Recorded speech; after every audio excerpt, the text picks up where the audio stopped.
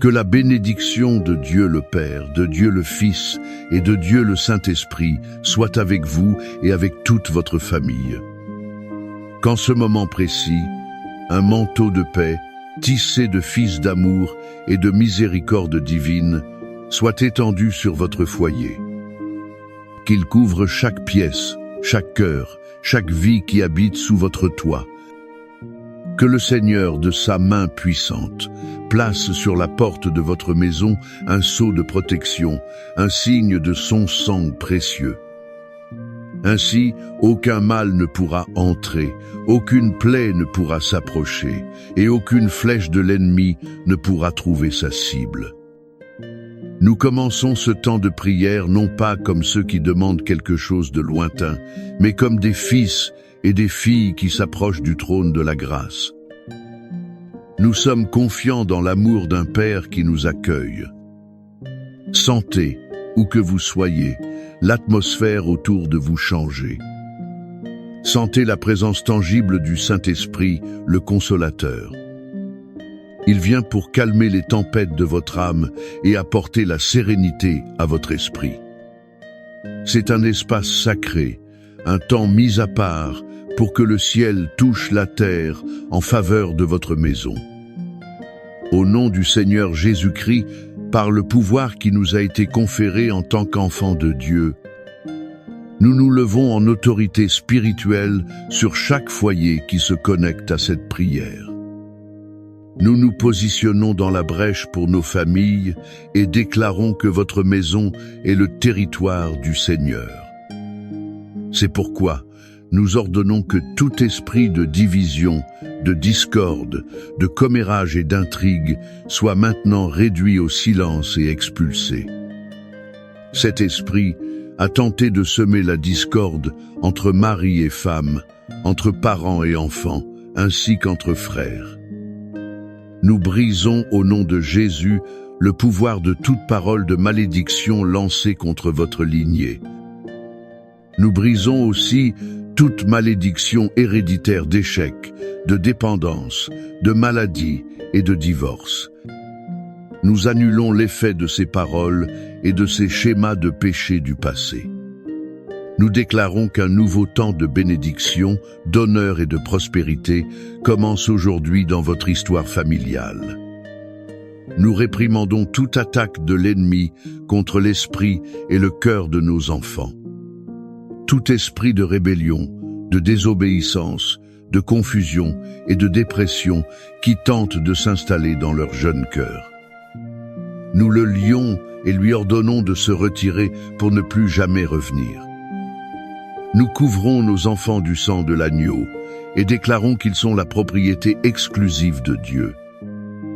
Ils sont créés pour un but glorieux et les plans du Seigneur pour leur vie s'accompliront intégralement.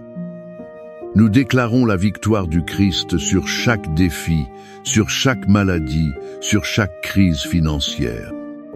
Là où il y avait le manque, nous prophétisons l'abondance. Là où il y avait la maladie, nous libérons la guérison. Là où il y avait tristesse et désespoir, nous proclamons la joie et l'espérance qui viennent d'en haut. Votre famille est sous la protection du Très-Haut. Maintenant, j'aimerais vous inviter à calmer votre cœur. Laissez de côté un instant les paroles de bataille et permettez à votre âme de se reposer. Je veux que nous voyagions ensemble vers l'un des paysages les plus émouvants de toute l'Écriture. C'est une histoire qui palpite avec le cœur de Dieu lui-même. C'est l'histoire rapportée dans Luc, chapitre 15, que nous connaissons comme la parabole du Fils prodigue. Mais nous pourrions aussi l'appeler la parabole du Père miséricordieux. Imaginez la scène. Un jeune homme, le fils cadet, s'approche de son père avec une audace froide et choquante. Il demande sa part d'héritage. Dans sa culture, c'était comme dire « Père, pour moi, tu es déjà mort. Je veux ce qui m'appartient et je veux partir. » Pouvons-nous ressentir la douleur que cette attitude a causée dans le cœur de ce père? Malgré cela, le père, avec une douleur silencieuse, partage les biens et le voit partir. Le fils part pour une terre lointaine, et, là, il dilapide tout ce qu'il a reçu dans une vie d'excès. Il cherche le bonheur dans les plaisirs passagers, mais tout ce qu'il trouve est un vide de plus en plus grand. Et puis, la crise arrive. Une grande famine ravage le pays, et ce jeune homme qui avait tout n'a maintenant plus rien. Sa faim est si désespérante qu'il aspire à manger la nourriture donnée au porc, l'animal le plus impur pour un juif. Dans cette porcherie, au point le plus bas de son existence, au milieu de la mauvaise odeur de sa propre défaite, la Bible dit qu'il revint à lui. Il se souvint de la maison de son père. Il se souvint que même les serviteurs de son père avaient du pain en abondance, tandis que lui mourait de faim. Et là, il prend une décision. Je me lèverai et j'irai vers mon père. Pendant ce temps, que faisait le père? La Bible nous fait comprendre que, chaque jour, il montait à un endroit élevé et regardait l'horizon, attendant. Son cœur de père n'a jamais abandonné. Il n'attendait pas que le fils paie sa dette. Il n'attendait pas des excuses élaborées. Il attendait simplement son fils. Et puis, un jour, il aperçoit une silhouette au loin. Sale, en haillons, maigre, mais le cœur du père le reconnaît immédiatement. L'Écriture dit que le père, ému d'une intime compassion, courut. Imaginez cet homme âgé, relevant ses vêtements et courant vers son fils. Il n'attend pas que son fils arrive et s'explique. Il court, se jette à son cou et le couvre de baisers.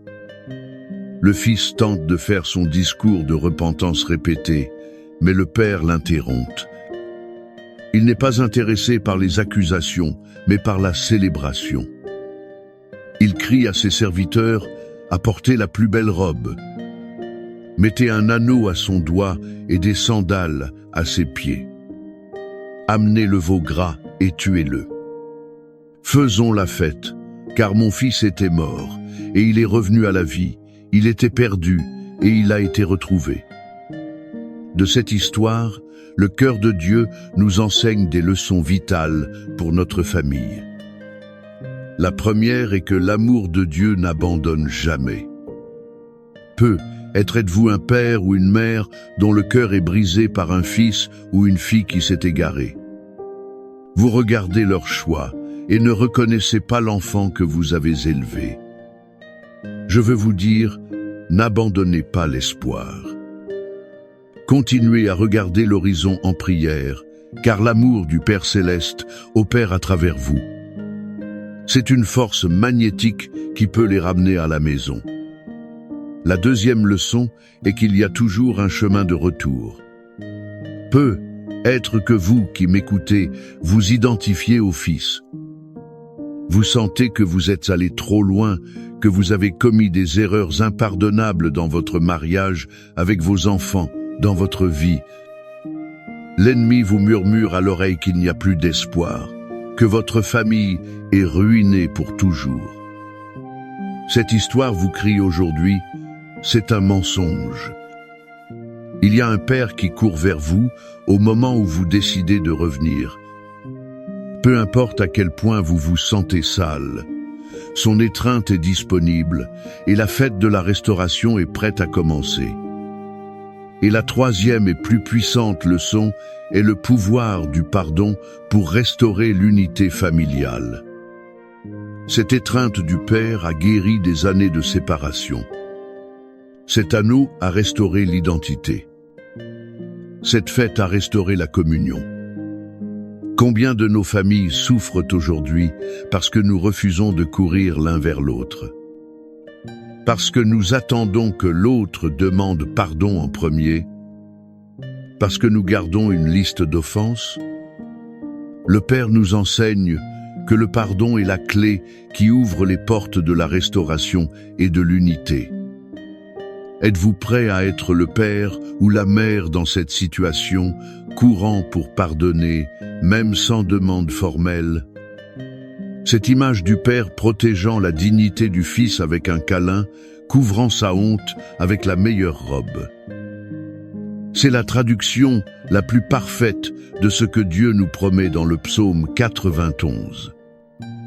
Ce psaume n'est pas seulement un ancien poème. C'est le serment de protection du Père Céleste envers ses enfants. C'est la garantie que, lorsque nous nous réfugions en lui, nous sommes dans l'endroit le plus sûr de l'univers. Et l'image de la fête, du veau gras, de l'abondance dans la maison du Père, nous rappelle la promesse du psaume 23. Celui-ci affirme que le Seigneur est notre berger et par conséquent, nous ne manquerons de rien. Il nous prépare une table en présence de nos ennemis. Maintenant, je vous invite à fermer les yeux, si possible. Recevez ces mots non pas comme une lecture, mais comme un décret prophétique sur votre vie et votre famille. Laissez chaque parole du psaume 91 devenir une brique dans la muraille de protection autour de votre foyer. Celui qui demeure sous l'abri du Très-Haut reposera à l'ombre du Tout-Puissant. Je dirai de l'Éternel, il est mon Dieu, mon refuge, ma forteresse, en qui je me confie. Car c'est lui qui te délivre du filet de l'oiseleur, de la peste pernicieuse. Il te couvrira de ses plumes, et tu te réfugieras sous ses ailes. Sa vérité te servira de bouclier et de cuirasse. Tu ne craindras ni les terreurs de la nuit, ni la flèche qui vole de jour, ni la peste qui marche dans l'obscurité, ni la calamité qui frappe en plein midi. 1000 tomberont à ton côté et 10 000 à ta droite, mais tu ne seras pas atteint. De tes yeux seulement tu regarderas, et tu verras la rétribution des méchants. Car toi, Éternel, tu es mon refuge. Tu as fait du Très-Haut ta demeure. Aucun mal ne t'arrivera, et aucune plaie n'approchera de ta tente. Car il donnera ordre à ses anges à ton sujet, de te garder dans toutes tes voies. Ils te porteront sur les mains, de peur que ton pied ne heurte une pierre. Tu marcheras sur le lion et sur l'aspic, tu fouleras le lionceau et le dragon. Parce qu'il m'aime, je le délivrerai, je le protégerai, puisqu'il connaît mon nom. Il m'invoquera, et je lui répondrai. Je serai avec lui dans la détresse, je le délivrerai et je le glorifierai. Je le rassasierai de longs jours, et je lui ferai voir mon salut. Père bien-aimé, Dieu de toute famille sur la terre et au ciel, nous nous approchons de toi en ce moment, avec nos cœurs remplis de ta parole et de la certitude de ton amour inconditionnel. Nous te remercions car tu es le Père qui attend, le Dieu qui court à notre rencontre. Tu es le Seigneur qui restaure tout ce qui a été brisé. Basé sur cette vérité, nous élevons vers toi chaque famille qui écoute cette prière. Père, nous prions spécifiquement pour ces fils et filles qui, comme le Fils prodigue, se sont éloignés de la maison et de tes voies. Où qu'ils se trouvent, nous demandons que ton Esprit Saint les convainque du péché, de la justice et du jugement. Crée en eux une sainte insatisfaction vis-à-vis de la porcherie de ce monde. Éveille dans leur mémoire l'amour, la sécurité et la paix qui n'existent que dans ta maison. Père, nous te demandons, agis sur les circonstances pour leur créer un chemin de retour. Donne aux parents la grâce et la sagesse de les accueillir avec un amour qui guérit et non qui accuse. Seigneur, nous te présentons les mariages qui sont blessés. Là où la communication est brisée, où la confiance est trahie, où l'amour s'est refroidi, nous te demandons, souffle ton esprit de vie. Restaure l'admiration, le respect et la passion. Que mari et femme puissent se pardonner comme tu les as pardonnés. Qu'ils commencent à construire un nouvel avenir ensemble, basé sur la roche qu'est Christ.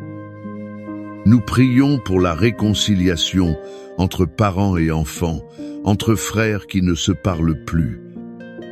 Brise, Seigneur, les murs d'orgueil, de blessures et de ressentiment.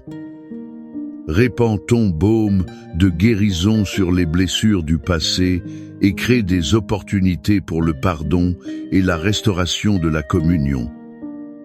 Confiant dans la promesse de ton pastorat dans le psaume 23, nous déclarons ta provision sur chaque foyer.